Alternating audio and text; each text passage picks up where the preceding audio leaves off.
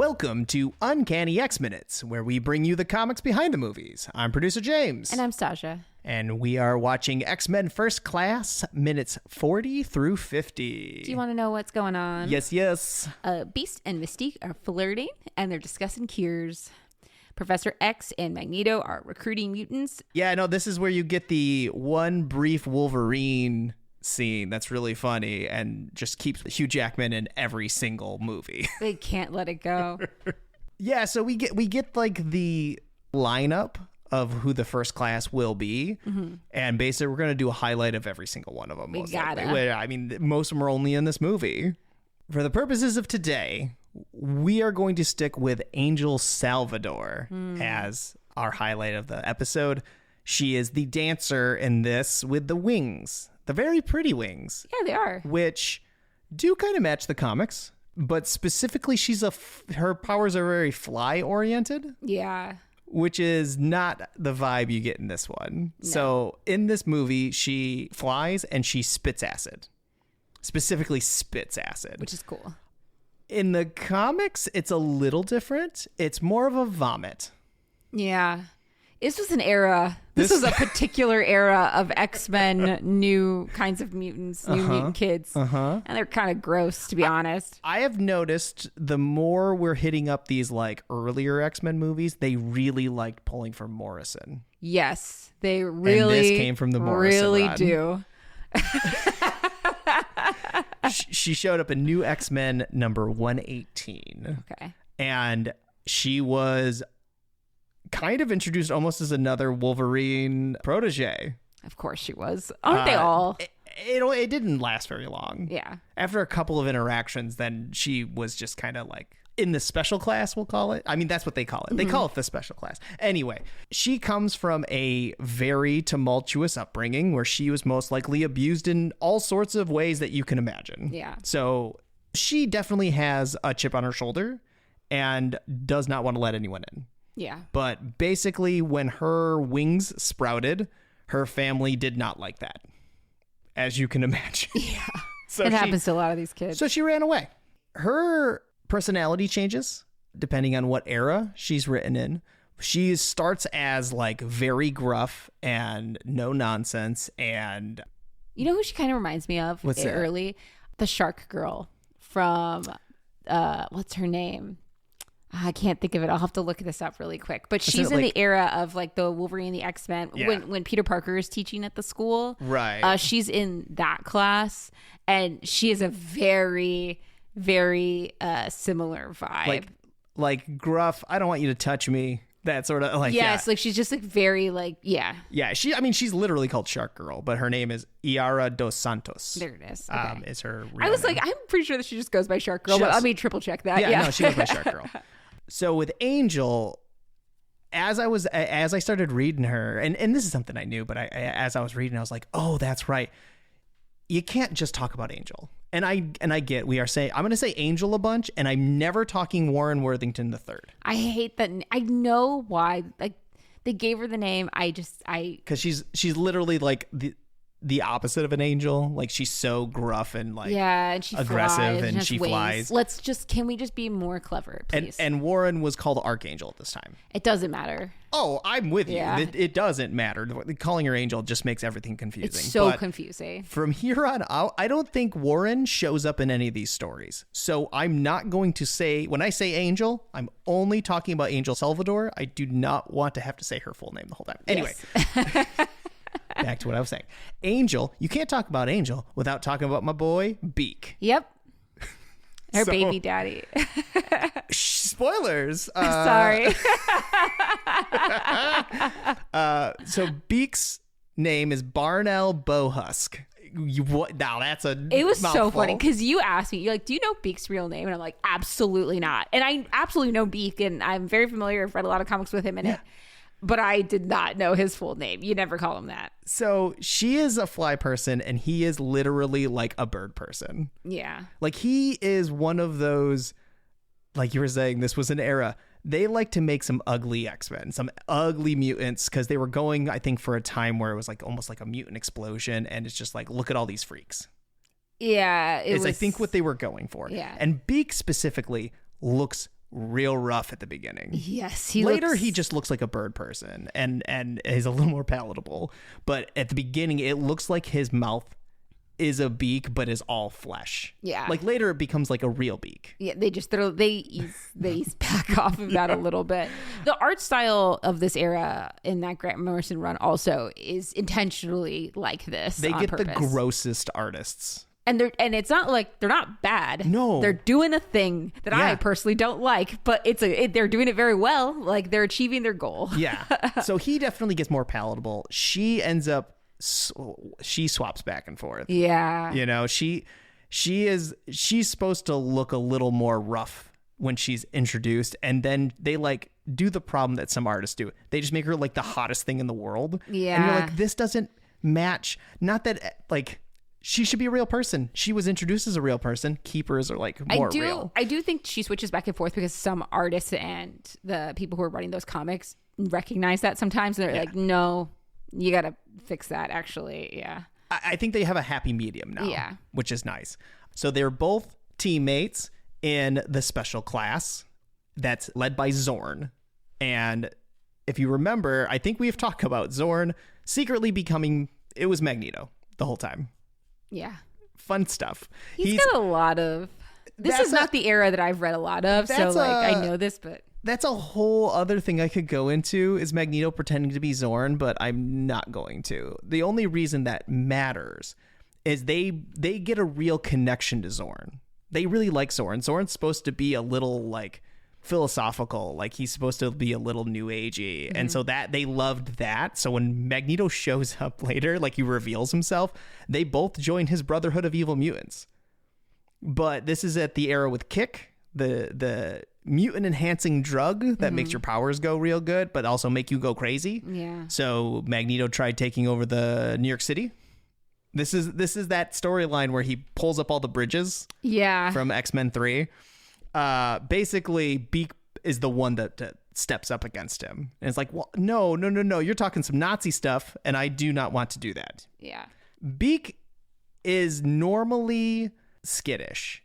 He is between him and Angel. Angel is the more aggressive personality, and he's the passive one. Yeah. There was like that one little bit of run where he is like forced psychically, I think, to like beat Beast, and that is like his first arc. Yeah, it's traumatizing. It is. Like he beats him with a baseball bat, and it's that, and he always has a bat. Like in later things when he goes off to do stuff, he always grabs a bat. That's like his weapon. You know what? I never really thought about that, but it's absolutely true. It keeps popping up. The bat keeps popping up, but it is what he beats Beast. But he's like, he is with it, but can't stop it. Right. So he is traumatized by this thing. Yes. Angel and Beak, they do give him a couple of scenes that seem like teenagers experimenting with a relationship. Mm-hmm. First, she kisses him as a bet from the Cuckoos. Mm-hmm. Which is like, but he doesn't know it. Mm-hmm. Like we know it as the audience, but he doesn't know it. But then they end up having a real relationship. They end up having babies. They do. And it is during the Who Killed Emma Frost storyline where the investigation leads them to a cabin in the woods that was built by Wolverine. And it has a bunch of like flesh pods in it. And it looks terrifying. But it ends up being their children. Their children are half fly, half people, half birds. Different combinations of all the things. Yeah. But it is a family that still is around to this day. Yes, they're in like some of the more recent issues that I've read. They've visited. You showed me a really cute one where Magic and Juggernaut are playing with the kids, it's adorable. Really adorable. It is adorable. So now that they're parents, they're teenage parents. Like, I think they're supposed to be like 17, 18. Right now? Yeah, I think so. Oh, wow. Or maybe they're like a little older maybe they're now. like 20 now, but they're definitely, well, I guess their kids are older now too. Yeah. They're like early 20s. They are definitely young parents. Anyway, we're going to fast forward because the thing is they kind of disappear from New X-Men and they appear again in Exiles. Now, if you don't remember what Exiles is, it is Sasha. You want to give us the pitch for who the Exiles are? The Exiles are basically like a group of people that fell into this like portal thing. Like there's a time, whatever, from Age of Apocalypse. I think yes. Yeah. That's where it comes from. So like Blink in particular is like you follow. She's like the main character of Exiles. I would argue, at least I would agree for most of it. Yeah. They kind of, you fall out of time, and there's like the guy, I can't remember his name. They use the term unhinged from time. Unhinged from time. I think it's a great word. There's a little guy that runs this. He shows up quite frequently. I can't remember his name. Basically, he sends them on like missions to have them do things to like fix certain timelines or get things back on the right timeline so they could like potentially eventually get back to a place that they want to be. It's a very Quantum Leap situation. The Time Broker. It is Time Broker. Thank you. The problem with this is the death rate of the Exiles or like the team, it changes a lot. Yeah. So like but it's kind of like they're all variants. Yes.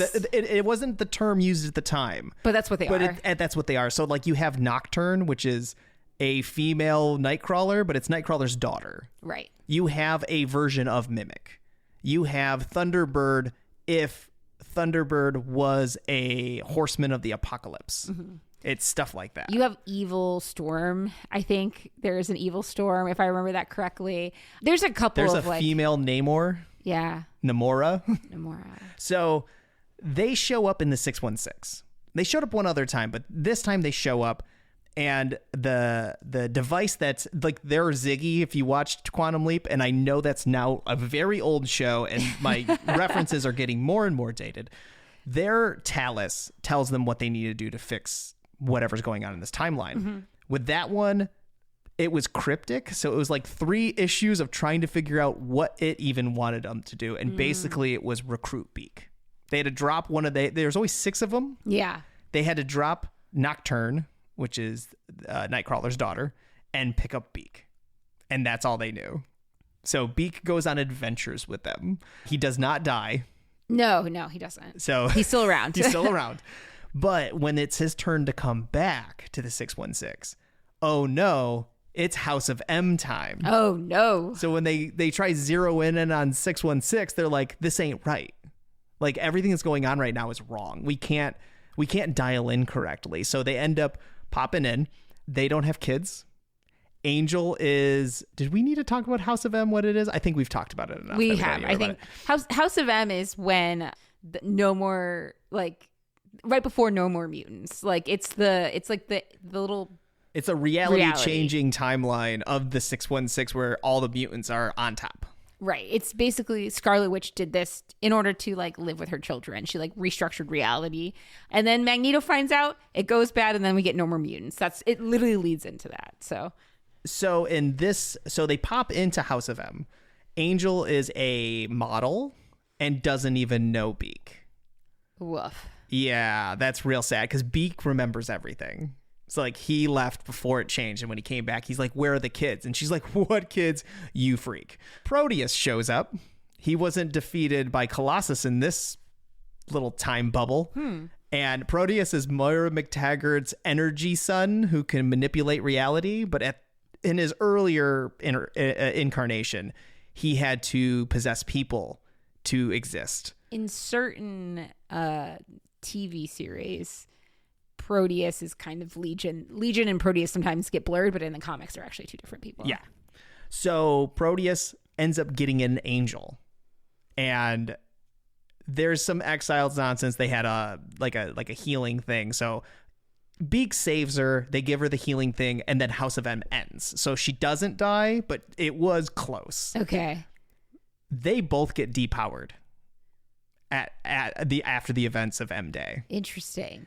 The next time they show up is in New Warriors, and this is around Civil War time. So the initiative's a thing. Superheroes are now illegal, and he is hunky, which is only weird because Beak is never drawn hunky. Like he always has kind of a bigger nose, which kind of matches the vibe of... Yeah. So like when Exile shows him depowered, he's got a bigger nose, and it looks like, oh, that's absolutely who Beak should be. She loses the wings. He loses all his bird attributes. Once again, Beak really doesn't have powers. He just looks like a bird. He can't fly. I've never mentioned that. Yeah. He cannot fly. She can fly. He cannot. So like he is really quote unquote useless as a fighter. New Warriors is a group run by Night Thrasher, who is like a 90s character who died at the beginning of Civil War. And he has recruited a bunch of depowered mutants. Do you know about this run? No. Okay. This one I don't think so. So Beak ends up getting like a vulture suit. So like everyone's got like superhero and supervillain like repurposed tech to give themselves superpowers. No, this is interesting. Okay. Beak becomes Blackwing and basically has a vulture suit so he can fly. Okay. Angel has technology that gives her flight as well as fire and ice powers, and she goes by Tempest. Okay. So when I was writing the notes for this, I was like, oh, what's Angel's code name? I didn't know it. She doesn't have one. She only has one in New Warriors, and it's Tempest. When she has those so extra I wrote down powers. Tempest because I thought that was her code name. It is not. No. Because apparently, sometimes you get in the wrong thing and you're just like, oh, yeah, it says her name's Tempest. It is not. No. I wouldn't say it ever is. There's a few more you will know, and there's a couple that I didn't know, so I'm just going to leave them off the list. Okay. Notable members of New Warriors depowered with new gear. Yes. Chamber. Oh. He goes by Decibel. Interesting. And he's got like a claw sonic device. I love Chamber, so maybe I'd read this. It's fine. It's interesting for our purposes, but I wouldn't like go out of my way to read it. Too bad. And then Jubilee is also on the team. She goes by Wondra, and she has wizard's technology, like the bad guy wizard. Yeah, okay. So it gives her flight, super strength, and a personal force field. Must be nice. Stacy X is on the team as well. Why is that familiar? She's the snake lady. Okay. Who usually has like pheromone powers. Yes. Yeah, she's going by Ripcord. So she's got web shooters, frog springs, and a it's called a slide suit. I don't know Slide that well. I think he's a Spider-Man villain. We learned about my lack of knowledge about Spider-Man not too long ago. Right? There's a couple more that are I didn't even know them. So we're not going to worry about them, but they are trying to help people underneath the they're trying to still be superheroes in a world where they're not allowed to be superheroes. Right. And basically for Jubilee, it's like, I don't know what to do if I'm not being a hero. Yeah, I mean, she was like grown up so under Professor X, so it's kind of weird. This is the part where it's like Tempest is real hot, Beak is real hot, and they're being superheroes, even though they do talk about their children. And I'm just like, it's the one run that like doesn't feel like it fits. Like if you pulled this out and been like, let's just delete this, we'd be fine. Okay, interesting. It's an okay run. Sometimes like, you want to use characters and you don't really want to get into all that. I would say it's an okay run as an X-Men fan. Like it feels like they're trying to take mutants and put them in the Avengers world. That's what I'll say. Okay. We're going to jump ahead to the Krakoan age. So we're talking New Mutants, early run. I believe it's number 3 it starts in. Armor is talking to Sage. Okay, we've talked about Armor before.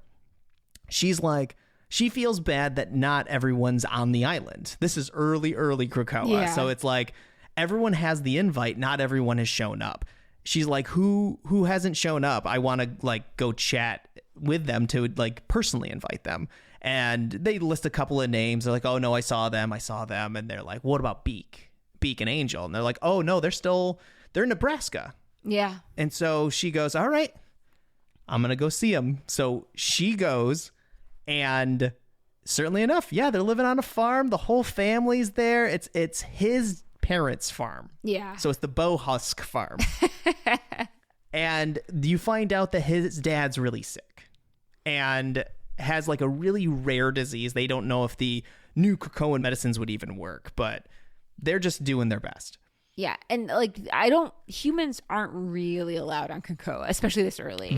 I think it's more later, and it's very specific. I think the only one that might be allowed is North Star's husband. Also, technically Typhoid Mary's married to Kingpin. But that's a later thing. Yeah, but he sometimes shows up to Krakoa too. I feel like Juggernaut was okay at first too. Yeah, I think they let him on early. Yeah, so it's very specific people. Yes, and early on it was less of a thing, and that was like a big source of tension. This is why they don't want to leave Nebraska, because they're trying to take care of his parents. Right. So Armor comes with the medicine, and it works right away. And we're like, all right, they will come. They're like, yeah, we'll go to Krakoa now that this isn't what we're worrying about. Problem is, we have mercenaries that show up from a Central American country named Santa Perdita. It turns out that Beak's family got doxxed on an app called Dox. Yeah, because there's a lot of tension between humans and mutants at this point, because the mutants have decided they've growing in power. So of course, well, part of it is, and this is where the mercenaries come in. Part of it is the fact that they have these drugs that cure anything, both physical and mental illnesses. The only thing they ask is that you recognize Krakoa as a sovereign nation. Right. And not every country wants to do that. Right. And so if your country doesn't do that, you just don't get medicine, because they see it as blackmail. I mean, it kind of... it is, but also it isn't, right? Like, it is if you are a sovereign nation and you have you have a right to agree to trade deals to whoever you want to. Right. Yeah. And it's tough because it's not like the mutants took land that wasn't theirs. Correct. They created their own island with one of their own. Right. Krakoa is a mutant, and he is a mutant island, and he is just theirs, and they're all living in harmony. Right. I would also say that this is taken even further in later Krakoa. Even when they leave the planet, it doesn't help. No. This is definitely about power. It is definitely about power, because the fact that you've got, because they don't even know about resurrection yet. That happens. That's a later problem. Later, that causes even more problems. Right. But right now, while it's purely about medicine, for the most part, the mercenary groups like these billionaires polluted our waters and poisoned our people, and then created a cure for the poison that was there, but they kept upping the price as time went on. So they caused a problem and then charged us to fix it. Right. Reasonable. I mean, they're mercenaries and they're horrible people, but they've got a point. And what they want is for Krakoa just to give them medicine. But they're doing it by force, and they're doing it by keeping Beak's family hostage. So Armor's still there. Armor's got this pair of telepathic twins that are quite new to the X-Men world. They'll come into play later. They basically don't show up for a couple of days. Now, before Armor left, she invited Boom Boom, who was like, that doesn't sound fun. I'll get there when I get there. I want adventure. And then she notices 3 days later, Armor never came back. So she goes to find her anyway. And then they're in trouble. Basically, all sorts of hell breaks loose. Boom Boom, as her name implies. Boom Boom comes drunk, too. She is... I love her. I think we did do a little spotlight on her early on with talking about New Mutants, but she's she creates bombs. that's her power. Little time bombs. That's it. At this point, Beak does look like a bird person. Yes. He got his powers back, and Angel does not have wings. Yes. But Angel does have the vomit. And it turns out that as a family, they had dinner earlier in the Krakoan thing, they have to throw up on their food like a fly in order to eat it, even the kids. So she's they all got these power inhibitor collars on. They're take mine off so that I can feed my kids. That's the only way they can eat. And then she uses that to release one of the telepathic twins who causes some... Basically, one manipulates emotions, the other one manipulates memories. And they basically got the people to shoot each other. Yeah. So it's great. At the end of this firefight, this is not a fun story because Beak gets shot and both of his parents get shot. Yeah. And so they end up on Krakoa at the end. And the twins have manipulated the whole Bohusk family to think that his parents had died a long time ago. And they have already gone through the grieving process. So they're all happy that they're on Krakoa and Beak's fine. But like Armor's like, you can't do that. You can't just manipulate. It's fascinating. Like we've talked on our other podcast about mind control. Yeah. And how it just inherently is not like manipulating memory and emotion is just inherently not a moral thing to do. Yeah. Even though Professor X does it a lot. And he shouldn't. He shouldn't. You're right. Yes. They end up on Krakoa for a while. I think the only other Krakoan thing they're actually in is an Infinity comic where a living language, it's like a guy mutated into a living language and jumped from body to body, kind of like Proteus, trying to find someone that could contain him. It ends up being Cypher, but Beak is one of the people that he ends up inhabiting. So funny because like if you're a living language, your first stop should have been Cypher. I think he was trying to get to Cypher. Okay, I think was what he was trying to do, but like smart. No one could figure it out.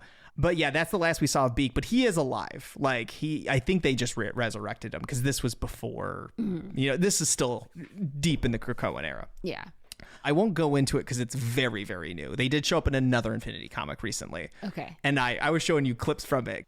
His kids' names, we had a Tito for sure. Mm-hmm.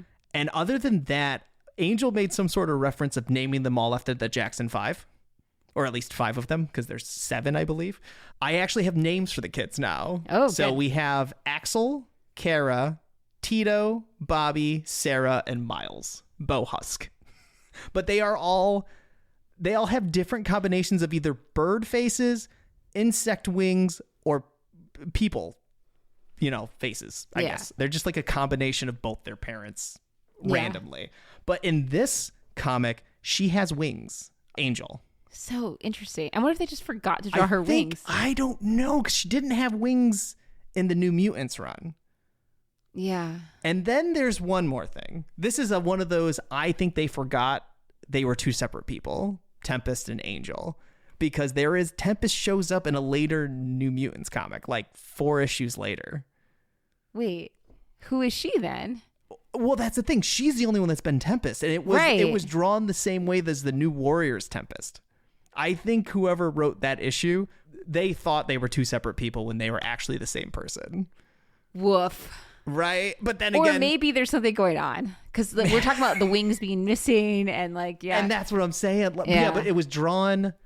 She was also drawn a lot skinnier, too. I mean, it's also not a close-up. It's kind of like in the back, but it was a thing where the New Mutants were learning how to combine each other's powers for different moves, kind of like a fastball special. Yeah.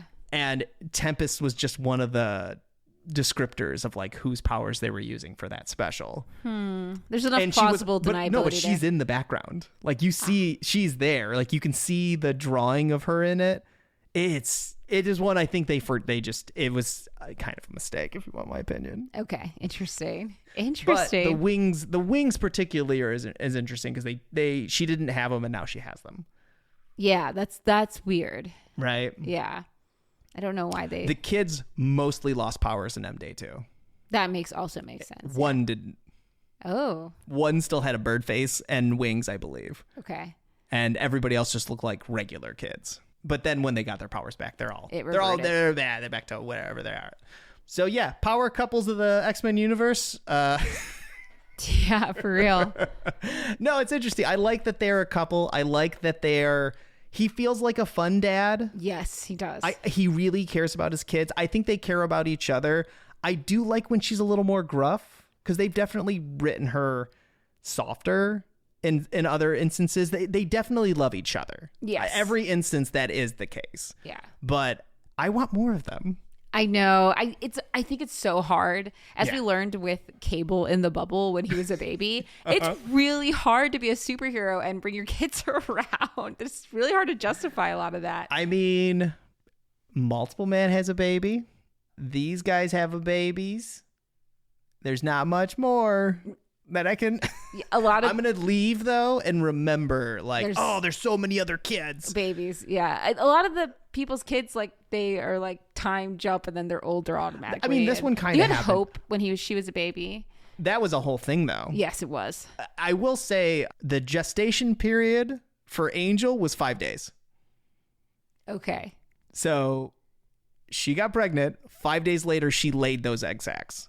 Interesting. Maybe they're like accelerated aging because of the fly element. So far, it hasn't happened, but I could also see them waiting until they're like they go through like puberty to be like, oh, here's your like, because sometimes like you get more powers in X-Men. Like, yeah, you get secondary mutations. Yeah, so I mean, this one was definitely everyone was born that way. Right. Yeah, but sometimes you get both. Like, yeah, and sometimes you get another one later too. Like it gets complicated. So. I'd read that book. Honestly, just yeah. All Beak's kids on their own team. I think it'd be really interesting to do like that. It would kind of be like a Fantastic Four team, right? Like a family team, like a power pack. Yeah. Or, yeah. Really good Marvel writers take the most random characters and just run with them. I mean, that's how we got Unbeatable Squirrel Girl. Yeah. And that's a great run. I think it's like as fun as it is to write a character that you know and love and like to get that opportunity. Like, there are characters that I would be like, oh my God, it'd be so awesome to write a book about them. But you are constrained. There are things that like you get a little bit of leeway, but if you go too far, people aren't going to like it or they're going to not recognize that character. I feel like it does inhibit some of that creative process because you're kind of in a box as to like who this character is already. Yeah. You can reinvent. That's how we got a good Quentin Quire.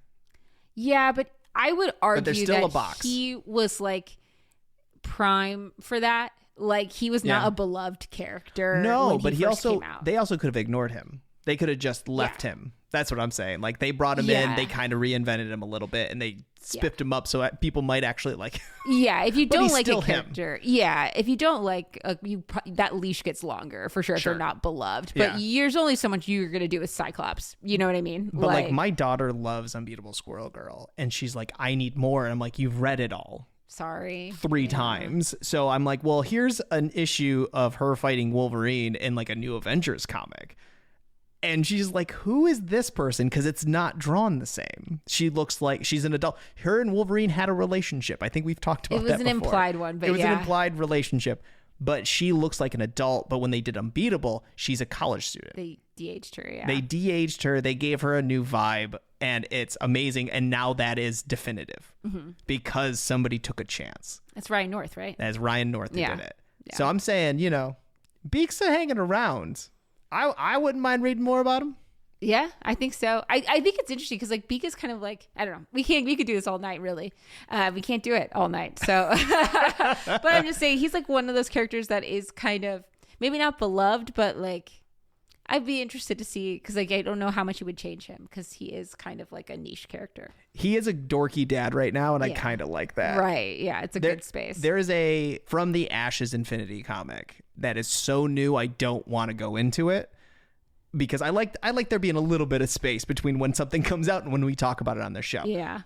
If you like Beak, it's like a 3-issue run. It's a little heartbreaking, but it is very adorable. Anyway. Okay. All right. I think that about wraps it up. I'm producer James. And I'm Sasha. And we'll see you for the next 10.